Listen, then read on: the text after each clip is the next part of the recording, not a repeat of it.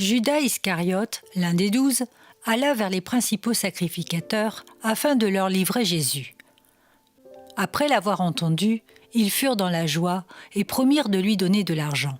Et Judas cherchait une occasion favorable pour le livrer.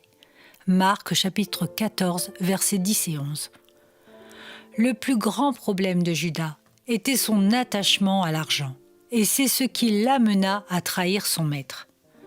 Judas attendait autre chose de Jésus. Il pensait, comme les Juifs encore d'aujourd'hui, que le Messie viendrait pour régner et rétablir l'ordre. C'est en effet ce qu'il doit se passer, mais seulement lorsque Jésus reviendra à la fin. Qu'attendons-nous de Jésus ? Il est d'abord venu nous sauver pour nous donner la paix intérieure, mais non la paix avec les autres hommes. Matthieu chapitre 10, verset 34 nous le dit « Ne croyez pas que je sois venu apporter la paix sur la terre. Je ne suis pas venu apporter la paix, mais l'épée. » Judas est un faux disciple de Christ. Il le suit depuis 3 ans, mais son cœur n'est pas pur.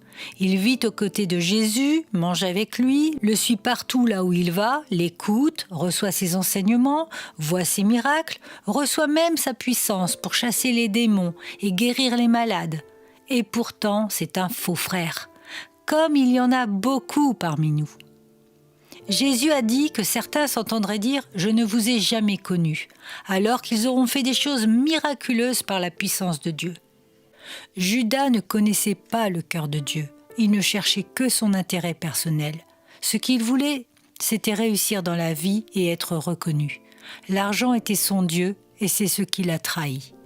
Il aimait très certainement Jésus comme beaucoup le prétendent également, mais son cœur n'avait pas changé. Sa vision était restée la même qu'avant. Jésus connaissait ses intentions, mais il ne l'a pourtant jamais éloigné de lui, car toutes choses doivent se faire, et la trahison était nécessaire pour l'accomplissement du plan divin. Nous vivons, nous aussi, des injustices et nous sommes parfois aussi trahis par des frères et sœurs.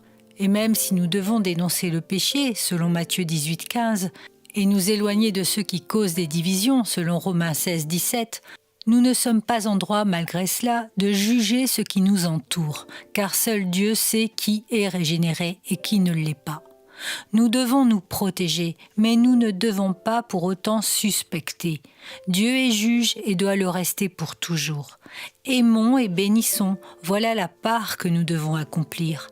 Pour le reste, Dieu est au contrôle et il sait exactement ce qu'il doit faire ou ne pas faire.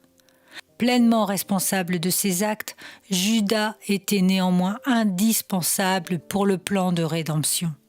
Dieu se sert des uns et des autres pour nous façonner et nous éduquer. Ne l'oublions pas.